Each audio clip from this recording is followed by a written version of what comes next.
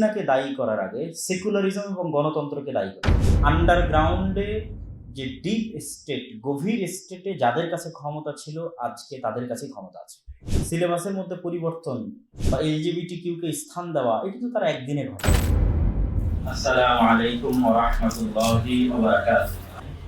যেহেতু ঢাকাতেই ছিলাম, সেহেতু চলে এসেছি এবং আল্লাহ যেভাবেই তাকে লিখে রেখেছিল, তবে আমি উপস্থিত হতে পেরে আল্লাহ শুকরিয়া আদায় করছি। আলহামদুলিল্লাহ। আমি হয়তো বহু বক্তব্যে এই বিষয়ে হালকা ইঙ্গিত দিয়েছি যে আমরা যেটিকে বাহ্যিক অর্থে ক্ষমতা দেখছি, সবসময় প্রকৃত অর্থে এটি ক্ষমতা নয়। আমরা সকলেই জানি যে কুলিল্লাহুম্মা মালিকাল মুলক, প্রকৃত অর্থে ক্ষমতা আল্লাহ সুবহানাহু ওয়া তাআলার হাতে। আর ইয়ানজিউল মুলক, তিনি রাজত্ব ছিনিয়ে নেন।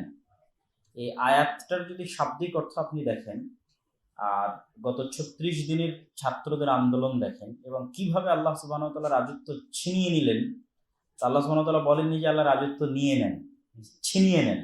ইয়ানজিউল মুলকা, রাজত্ব ছিনিয়ে নেন মিম্মান ইয়াশা, যার থেকে চান, ছিনিয়ে বের করে নেন। তো আল্লাহ সুবহানাহু ওয়া তাআলা কিভাবে দীর্ঘ ১৫ বছরের ফ্যাসিজমের পায়ের নিচ থেকে রাজত্ব ছিনিয়ে নিলেন তা তো আমরা দেখলাম।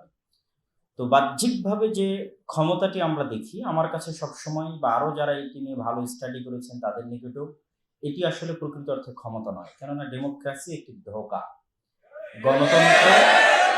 গণতন্ত্র মুসলমানদের জন্য একটি ধোঁকা এবং গণতন্ত্র দিয়ে কখনোই পূর্ণাঙ্গ ইসলামী খেলাফতের উত্থান সম্ভব নয়। গণতন্ত্রের কবর রচনার উপরেই পূর্ণাঙ্গ ইসলামী খেলাফতের উত্থান ঘটে। যেমন আমি যদি উদাহরণ দিয়ে বলি যে সেই দিন ৫ই আগস্টে যদি শেখ হাসিনা পদত্যাগ না করত, তাহলে অবশ্যই দেশ গৃহযুদ্ধের দিকে এগিয়ে যেত। এবং যখন দেশ গৃহযুদ্ধের দিকে এগিয়ে যেত, তখন সর্বপ্রথম যে জিনিসটি ধ্বংস হতো সেটি হচ্ছে গণতন্ত্র। গণতন্ত্রের যে কাঠামো বাংলাদেশে আছে এটি ধ্বংস হয়ে যেত। আর আমেরিকা কখনোই চায় না যে গণতান্ত্রিক সিস্টেম কোথাও কলাপস করুক, ধ্বংস হয়ে যায়। কেননা এই গণতান্ত্রিক সিস্টেম যদি ধ্বংস হয়ে যেত, তো ১০-১৫ বছর ২০ বছরও যদি গৃহযুদ্ধ চলতো বাংলাদেশে, তো তারপরে পরিপূর্ণ উত্থান ঘটতো ইসলামী খেলাফতের।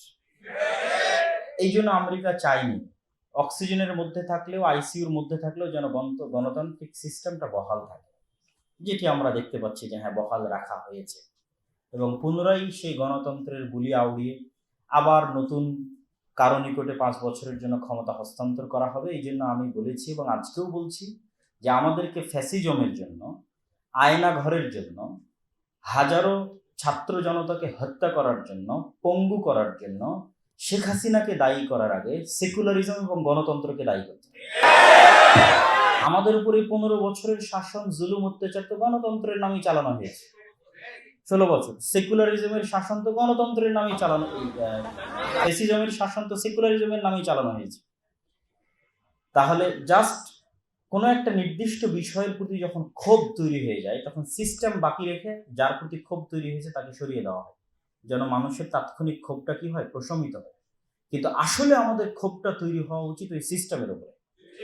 এই সিস্টেমে আমাদেরকে, এই গণতান্ত্রিক সিস্টেম, এই সেকুলার সিস্টেমে আমাদেরকে ১৫ বছর আয়না ঘরের মাধ্যমে, গুলির মাধ্যমে, অত্যাচারের মাধ্যমে, গুমের মাধ্যমে আমাদেরকে আহত এবং নিহত করেছে। অতএব এই সিস্টেমের কে ধ্বংস করে এখানে ইসলামী খেলাফতের উত্থান করতে হবে।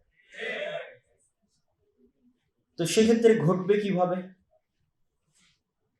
এবং এই চলমান যে ডেমোক্রেসি আছে, গণতন্ত্র আছে, এখান থেকে আমরা মুক্তি পাবো কিভাবে, বা যে ইসলামোফোবিয়া, সেটির দিকে আমি আসতেছি। দেখেন, প্রধানমন্ত্রী শেখ হাসিনা চলে গেল। প্রধানমন্ত্রী শেখ হাসিনা যখন ১৫ বছর তার যে ফ্যাসিজম ছিল, সেই সময়ে আন্ডারগ্রাউন্ডে যে ডিপ স্টেট, গভীর স্টেটে যাদের কাছে ক্ষমতা ছিল, আজকে তাদের কাছে ক্ষমতা আছে। ওই ১৫ বছরেও অদৃশ্যভাবে তাদের কাছে ক্ষমতা ছিল। যদি নাম ধরে বলি, প্রথম আলোর কাছে ক্ষমতা ছিল, ডেইলি স্টারের কাছে ক্ষমতা ছিল, ব্রাকের কাছে ক্ষমতা ছিল, আজকে তাদের কাছে ক্ষমতা আছে। তো আমাদের মুসলমানদের সমস্যা হচ্ছে, আমিও সেই কাতারে, সেই তালিকায়। আমাদের ব্যর্থতা হচ্ছে যে আমরা যখন তারা কোনো কিছু ঘটায়, তখন আমরা রিয়্যাক্ট করি, আমরা নিজেরা কিছু ঘটাতে পারি না। এই কোথাও রাসূল সাল্লাল্লাহু আলাইহি ওয়াসাল্লামকে অপমান করা হলো, তখন আমরা রিয়্যাক্ট করলাম। মিছিল মিটিং বের করে নিয়ে আসলাম, অবশ্যই এটা আমাদের দায়িত্ব এবং কর্তব্য। কিন্তু যারা সুদূর প্রসারী পরিকল্পনা নিয়ে 50 বছর, 100 বছর, 200 বছরের পরিকল্পনা নিয়ে কাজ করেই যাচ্ছে, তারা তো কোনো কিছু আর একদিনে ঘটাচ্ছে না। সিলেবাসের মধ্যে পরিবর্তন বা LGBTQ কে স্থান দেওয়া, এটি তো তারা একদিনে ঘটায়নি, দীর্ঘদিনের সুদূর প্রসারী পরিকল্পনার মাধ্যমে ঘটিয়েছে। কিন্তু যখন আমরা জানতে পারছি যে এটি ঘটে গেছে, যে আমাদের সিলেবাসে শরীফার গল্প অন্তর্ভুক্ত হয়ে গেছে, তখন আমরা রিয়্যাক্ট করতেছি। কিন্তু ওই সিলেবাসে যেন শরীফার গল্প কোনোদিন অন্তর্ভুক্ত হতেই না পারে, বরং ওই সিলেবাসটা যেন মুসলমানদেরই কন্ট্রোলে থাকে, যেহেতু 90% মুসলমানের দেশ। তার জন্য আমাদেরকে পলিসি মেকিংয়ে অংশগ্রহণ করতে হবে, এবং বাহ্যিক যে আমরা আন্দোলন করছি, সংগ্রাম করছি বা বড় বড় লেকচার দিচ্ছি, সেটির পাশাপাশি বেশি গুরুত্ব দিতে হবে এই ধরনের ডিপ স্টেট তৈরি করার জন্য। এবং আমার বিশ্বাস যে সকল ইসলামী দল মিলে যদি চেষ্টা করে, বিভিন্ন ইসলামী সংস্থা, ফাউন্ডেশন মিলে যদি চেষ্টা করে, তাহলে প্রথম আলোর অল্টারনেটিভ একটা শক্তিশালী মিডিয়া বাংলাদেশে তৈরি করতে পারবে না, যেটা বাংলাদেশের মুসলমানদের রিপ্রেজেন্টেটিভ হবে, এটা আমি বিশ্বাস করি না। ঠিক ব্র্যাকের মতো বা তার চেয়ে শক্তিশালী অর্থনৈতিক প্রতিষ্ঠান মুসলমানেরা তৈরি করতে পারবেন, এটা আমি বিশ্বাস করি না। তো এই যে অধিকারের মতো মানবাধিকার সংস্থা, এই ধরনের বিভিন্ন সংস্থা মুসলমানেরা তৈরি করতে পারবেন, আমি বিশ্বাস করি না। তো আমি আমার বক্তব্য দীর্ঘায়িত করতে চাচ্ছি না। ইংল্যান্ডে বাংলাদেশে একজন রাজনীতিবিদ, তার সাথে আমার কথা হচ্ছিল, গল্প হচ্ছিল। তো তিনি বলছিলেন যে যখন তিনি রাজনীতি করার জন্য নামেন, তো উনি সম্ভবত লেবার পার্টির পক্ষ থেকে রাজনীতি করতেন। তো যখন নামেন তখন তিনি নিজের ঘরের বহু মুসলমান কর্তৃকই বাধা বা বুলিং ইত্যাদি অনেক কিছুর শিকার হয়েছে। কিন্তু এক ইহুদি ফ্যামিলির বাবা তার ছেলেকে বলছে, যে তার নাম ধরে, যে এখন যে রাজনীতি করতেছে সে খুব কঠিন সময় পার করতেছে, তুমি তাকে সাপোর্ট দাও, অর্থনৈতিক সাপোর্ট দাও, পাশে থেকে সাপোর্ট দাও, তাহলে পরবর্তীতে যদি সে কখনো জয়লাভ করে সামনে আসে, তাহলে তার থেকে আমাদের স্বার্থ উদ্ধার করা যাবে, হাসিল করা যাবে। তো ইহুদিরা কখনো প্রকাশ্যে আপনি তাদেরকে রাজনীতিতে, নির্বাচনে অংশ নিয়ে ক্ষমতায় যাচ্ছে এরকম দেখতে পারবেন না, আমেরিকাতে খুব কমই দেখবেন। কিন্তু যেই ক্ষমতায় আসুক না কেন, আসলে আলটিমেটলি ক্ষমতা ইহুদিদের হাতে। কেননা ইহুদিদের মিডিয়া ব্যবহার করে সে প্রচারণা করেছে, ইহুদিদের অর্থনৈতিক প্রতিষ্ঠান থেকে অর্থ নিয়ে সে তার নির্বাচনের প্রচারণা করেছে, সে যে দলই হোক, সে জো বাইডেন হোক অথবা ডোনাল্ড ট্রাম্প হোক। ফলত যখন সে ক্ষমতায় আসবে তখন সে বাধ্য তাদের কথা শুনতে এবং তাদের কথা উঠতে বসতে। এই জায়গায় আমরা খুব পিছিয়ে আছি, আমরা মুসলমানেরা। তো আমি চাই যে শক্তিশালী প্রতিষ্ঠান গড়ে উঠুক। শুধু স্লোগান, দল, নির্বাচন এগুলো ধোঁয়াশা, এগুলো ঝুলন্ত মূলা। আপনাকে ঝুলিয়ে রাখা হয়েছে, আপনি যেন এটার পিছনে দৌড়ান এবং আপনার শরীরের শ্রম, সময় যেন এটার পিছনে আপনি নষ্ট করেন। কিন্তু কখনোই একটা থিওরি পরীক্ষা করার জন্য 100 বছর যথেষ্ট। গণতন্ত্র দিয়ে ইসলাম প্রতিষ্ঠা করার জন্য 100 বছর পার হয়ে গেছে।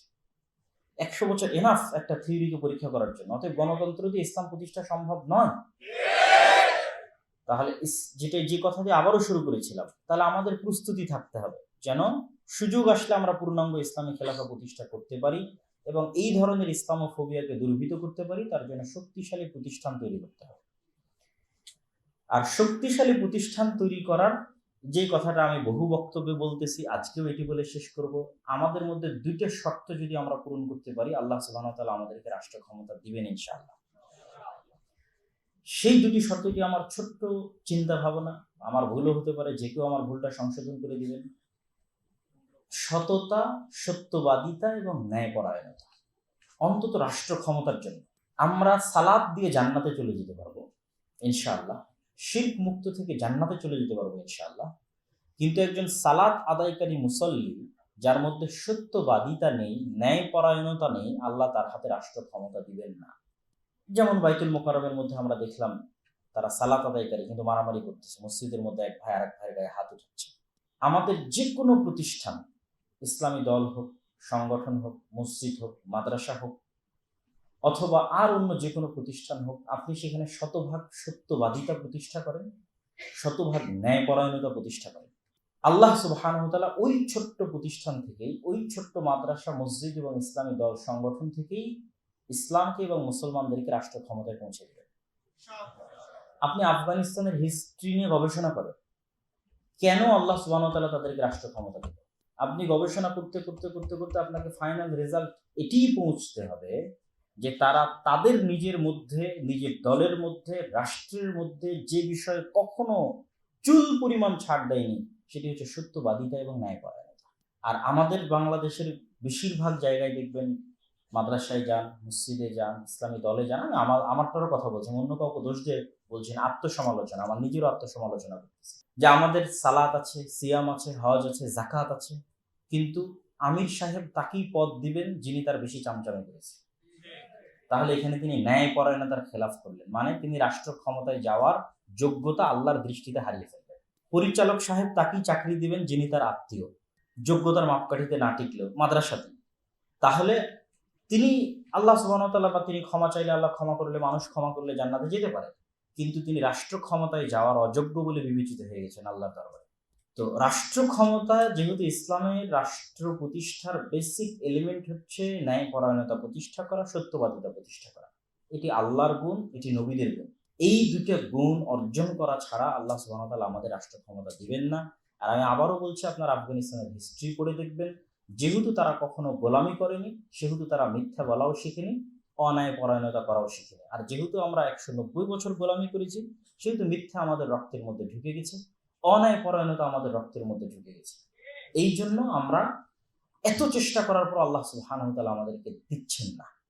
অতএব, এবং এটি আরেকটু সংযুক্ত করে এটি শেষ করে দিই, যে গত 15 বছর যত OC, DC, SP, sub registrar ছিলেন, যারাই দায়িত্বে ছিলেন না কেন, তাদের অনেককেই আপনি দেখবেন তারা সালাত আদায় করেছে। কেউ তো আপনারা জানেন যে সে প্রশ্ন ফাঁস করার টাকা নাকি আল্লাহ রাস্তায় দান করতো, নাউজুবিল্লাহ।